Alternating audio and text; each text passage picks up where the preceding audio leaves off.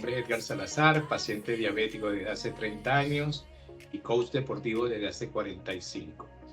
En el programa de hoy, nuestro tercer video de esta primera temporada, vamos a hablar de aquellos conceptos básicos que toda persona diabética tiene que conocer al principio si quiere empezar a tener una buena gestión de su condición. Como siempre lo decimos, los consejos y recomendaciones aquí dadas no pretenden reemplazar las recomendaciones y tratamientos que tus médicos y enfermeros han indicado y por lo tanto son complementarios para que tú puedas ser un elemento activo en la gestión de tus diabetes. Hoy voy a compartir con ustedes una presentación donde voy a comentarles y a explicarles esos conceptos que son importantes entender para saber qué son las cosas que realmente tenemos que medir y de las cuales debemos estar pendientes para que la gestión de nuestra diabetes sea una gestión positiva y que nos permita tener una calidad de vida a largo plazo. Ok, aquí tenemos la presentación, 7 conceptos y avisos básicos para empezar la gestión de la diabetes. Ok, el primer concepto es entender qué es la glicemia y otro concepto muy importante que algunas personas no la manejan, que es qué es la hemoglobina glicosilada. ¿Ok? Lo primero es que la glicemia es la cantidad de azúcar que hay en la sangre y de este valor, de este concepto de glicemia, la cantidad de azúcar que está en la sangre, que es lo que nos miden en los exámenes que nos hacen en los laboratorios de bioanálisis y lo que nos medimos con el glucómetro, hay dos conceptos bien importantes. Uno es la glicemia en ayunas. Esa es la que me hago al levantarme cuando no he comido nada, cuando tengo por lo menos 8 horas sin comer, ¿ok? Y la segunda, que también es muy importante para el paciente diabético, es la glicemia postprandial. Esa es la glicemia que yo me hago 2 horas después de haber comido. O sea, si desayuné a las 8, a eso de las 10, 10 y media, yo me tomo mi lectura de glicemia y ese sería el valor de glicemia postprandial.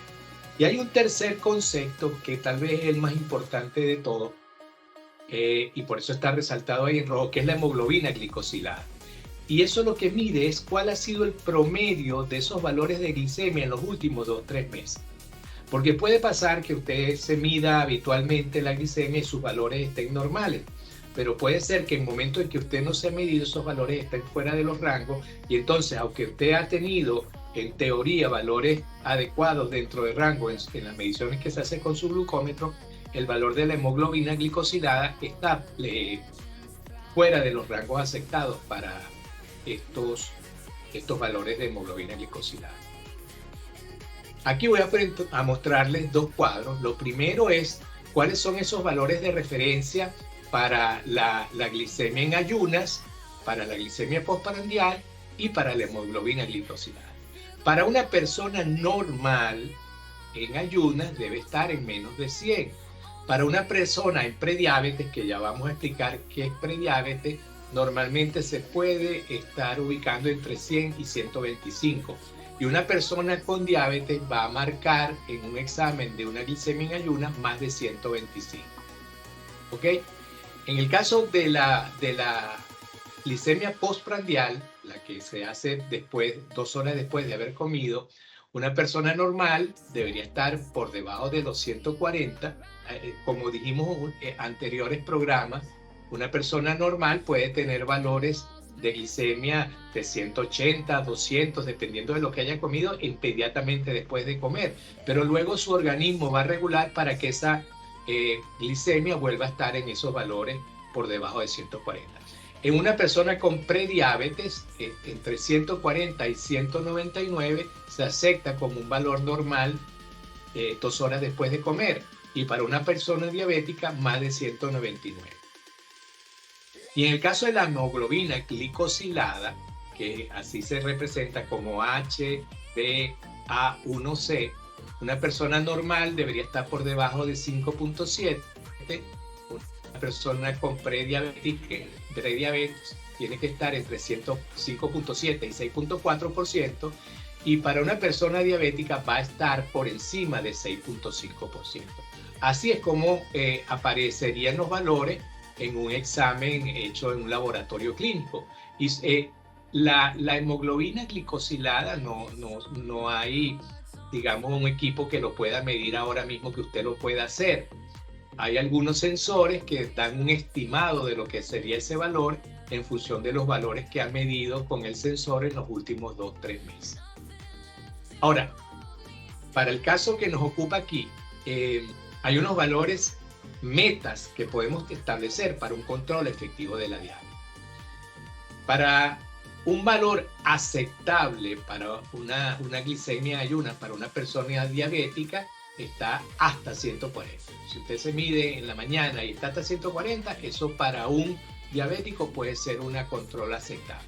Lo ideal, bueno, lo ideal es movernos entre 80 y 130, ¿ok? Estos son parámetros de las organizaciones internacionales que recomiendan estos valores. En el caso de la postprandial, lo aceptable es que sea menos de 180. Lo ideal que esté por debajo de 160. Y en el caso de la hemoglobina glicosilada, es aceptable hasta un 7%. Si usted, por ejemplo, aquí en España, los valores normales se aceptan hasta 7% para una persona diabética. Y lo ideal que esté por debajo de 6.5% y es hacia lo cual deberíamos apuntar. Si inicialmente estos valores están por encima de 7, muy por encima de 7, 8, 9, esto requiere acciones rápidas. Y si ya usted está en estos valores de 7, lo ideal sería ir trabajando hacia valores de 6.5. ¿Qué es importante recordar de esta lámina? Que la hemoglobina glicosilada tal vez es el valor más importante. O sea, puedo tener a lo mejor algunos valores fuera de rango en algún momento de la semana o del día o de esos 3 meses, pero lo ideal es que a lo largo de esos 2-3 meses mis valores estén dentro de los rangos aceptables o ideales. Ese es el primer concepto. El segundo concepto lo comentamos ahora mismo, que es la prediabetes. Este es un concepto bien interesante, sobre todo para los familiares de pacientes con diabetes o alguna persona que considere que se haya hecho el test que indicamos en el video número 1 sobre sus factores de riesgo. Es la prediabetes. La prediabetes es un estado intermedio, o sea, no es todavía una persona con diabetes declarada, sino que es un valor que indica que si no tomamos acciones de manera pronta, inmediata, la probabilidad de que tengamos diabetes en el corto plazo es muy elevada. La definición, según la Asociación Americana de Diabetes y la Organización Mundial de la Salud, es que una persona es prediabética cuando cumple al menos uno de los siguientes criterios. El primero es que una glicemia en ayuna esté entre 100 y 125. Si yo me voy a hacer una glicemia en ayuna o me mido con un glucómetro y estoy por encima de 100, ya yo estoy marcando a ser una persona prediabética. También, si luego de 2 horas después de comer presento valores de glicemia entre 144 y 199. Y por último, si mi hemoglobina glicosilada está rondando entre 5.7 y 6.4, eso también indica que hay una alarma que se está disparando que nos dice que tenemos que poner cuidado a que probablemente pudiéramos tener la condición de diabéticos en un corto plazo. Ahora, ¿cuál es la buena noticia? Que es una fase potencialmente reversible. O sea, todos esos valores que pueden haber salido alterados en estos exámenes, si yo empiezo a hacer mi cambio de hábito, comer sano, bajar de peso, hacer ejercicio de manera regular, dejar de fumar, reducir el consumo de alcohol de manera importante, entonces esa condición se puede revertir. Por eso es muy importante lo que hemos indicado de que si usted es familiar de una persona diabética, usted haga lo más pronto posible el test que se encuentra en la página de la Federación Internacional de Diabetes y cuyo enlace a la página lo hicimos en el video 1. Y en el video 1 hicimos un ejemplo de cómo se abre también, cómo se hace ese test. Pero es muy importante hacerlo. El tercer concepto importante es qué son los carbohidratos y azúcares. Estos son 2 conceptos que a veces se tienden a confundir. Lo primero es que los carbohidratos son todo aquel alimento que provee energía al cuerpo para moverse, para jugar, para pensar, para hacer sus actividades funcionales como respirar, hacer la digestión, etcétera.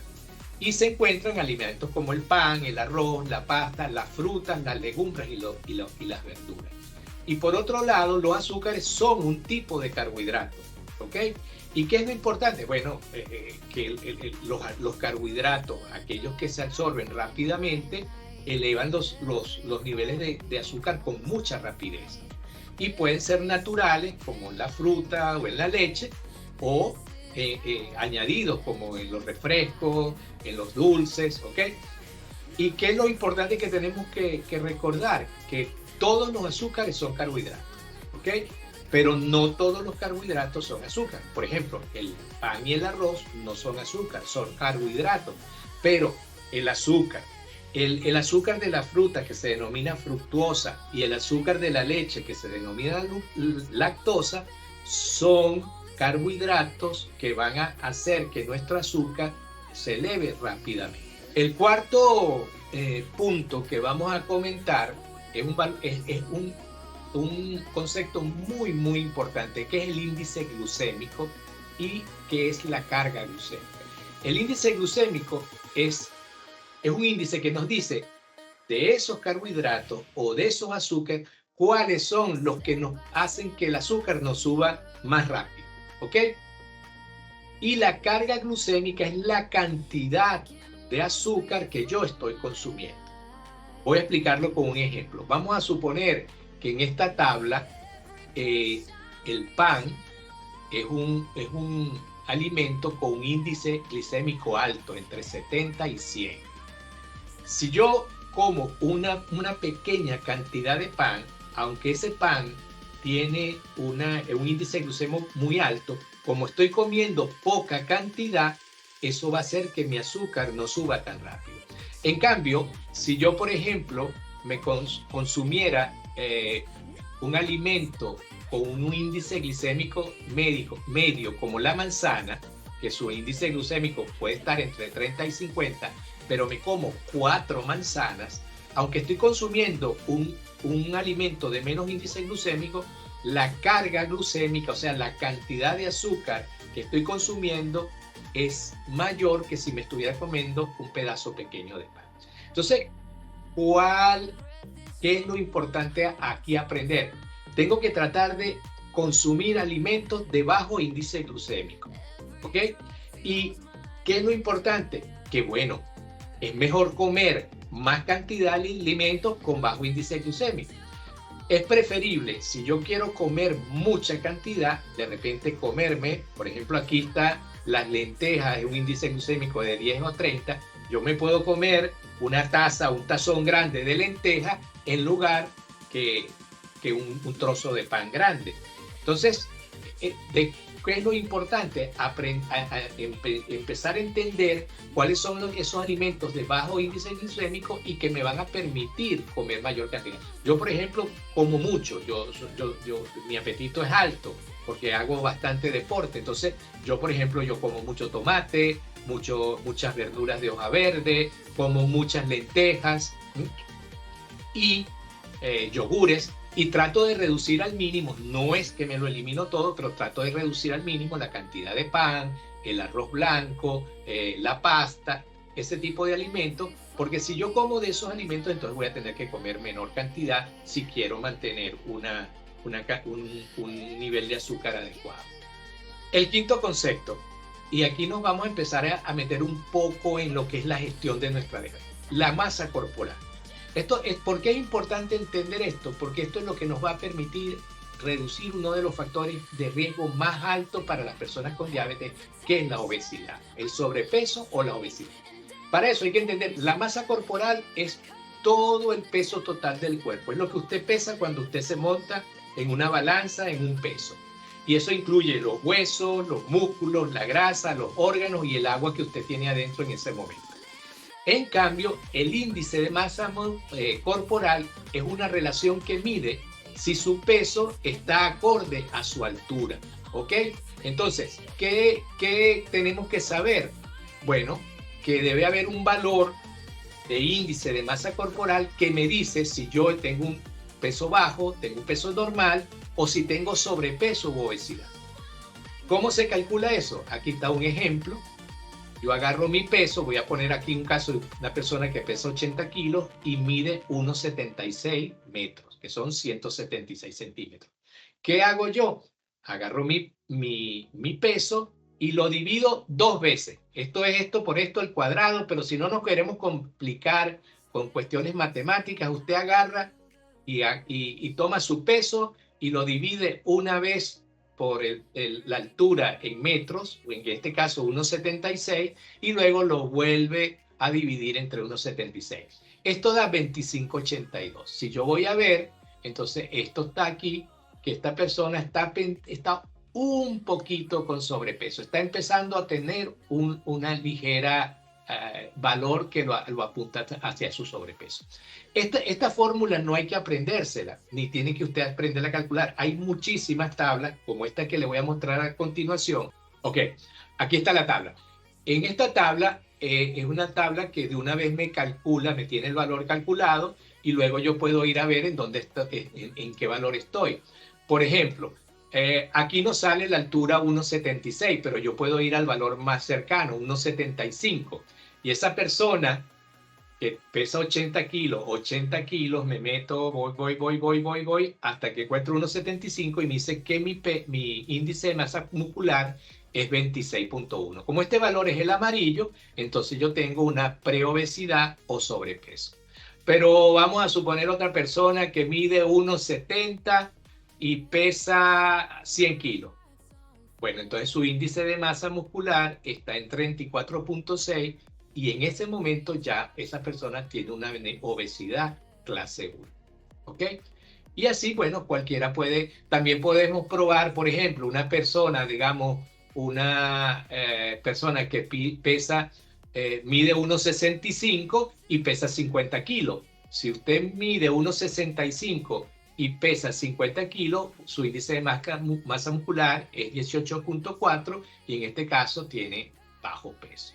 Entonces es algo muy sencillo, de todas maneras, hay mucha información de cómo se calcula esto y estas tablas están bien hechas para hombres o para mujeres. Este es un cálculo general para todo el mundo, pero nos da una idea de en qué condición estamos.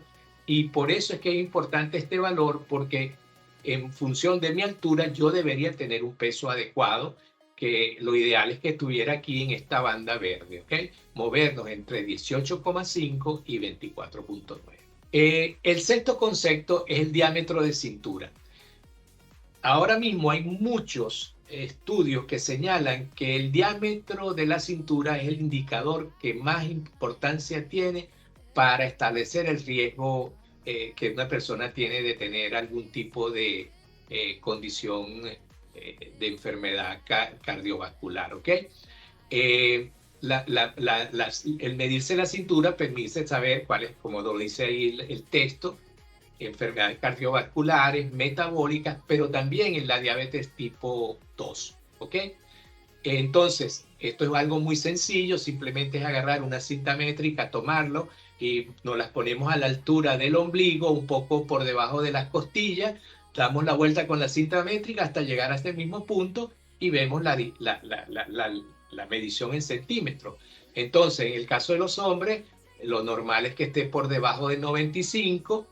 Entre 95 y 102 hay un riesgo elevado y más de 102 el riesgo es muy elevado. Y lo mismo sucede en el caso de las mujeres. Las mujeres lo ideal es que un diámetro de cintura esté por debajo de 80 y por encima de esos valores hay un riesgo elevado o muy elevado si es mayor de 88. Este concepto es bien importante porque a veces hay personas que no teniendo sobrepeso tienen un diámetro de cintura por encima de estos valores y aunque no tuviera sobrepeso, también tiene riesgo de adquirir la condición de diabetes. Entonces, el concepto de índice de masa corporal y de diámetro de cintura son cosas que tenemos que estar revisando para saber si nuestros valores están siendo los correctos y de esa manera reducir el riesgo que pueda tener de una diabetes tipo 2. El séptimo concepto y último es la masa muscular y la potencia muscular. Así como la masa corporal es la suma de todo lo que hay en mi cuerpo, que dijimos, músculo, hueso, grasa, agua, la masa muscular es la cantidad de músculo. La cantidad de músculo, ¿por qué es importante? Porque está también comprobado que en la medida que su masa muscular es más alta, usted va a tener menos resistencia a la insulina. Entonces, si usted es diabético tipo 2 o diabético tipo 1, si usted tiene poca insulina o su insulina no es de la mejor calidad, el hecho de que usted tenga más masa muscular va a permitir que esa poca cantidad de insulina o la que usted usa porque utiliza la insulina como parte de su medicamento va a ser absorbida de mejor forma. Pero lo más importante es que en el largo plazo mantener la masa muscular es lo que nos va a evitar tener algún tipo de problemas en el largo plazo, como lesiones, fracturas de cadera, caída, accidentes por no tener la fuerza adecuada para el peso que tenemos. Ahora, ¿cuál es el objetivo? No es agarrar volumen, es decir, yo tengo masa muscular porque ahora mis músculos se ven más grandes, sino que esa cantidad de músculo le permita a usted hacer los trabajos como usted debería hacerlos a su edad. Y si no, por lo menos empezar a mejorar esa potencia muscular. O sea, la potencia muscular es esa fuerza haciendo trabajo lo más rápido posible, con velocidad. Y aquí hay un par de ejercicios que usted puede hacer para medir su potencia muscular. Una es correr 10 o 20 metros o caminar y medir en cuánto lo hace. Entonces, hoy es día miércoles, me medí y los 10 o los 20 metros los hago en, digamos, 20 segundos. Bueno, yo empiezo a hacer mis entrenamientos de fuerza, de subir escaleras, caminar más, el ejercicio que yo quiera hacer para las piernas, y dentro de un mes vuelvo a hacer la prueba. Si ahora yo hago los mismos 20 metros en menos de 20 segundos, es que yo estoy mejorando mi potencia muscular. Lo mismo puede pasar si usted se levanta y se sienta en una silla. Digamos que usted dice, me voy a levantar y sentar 15 veces y lo mide con el tiempo, alguien que lo ayude.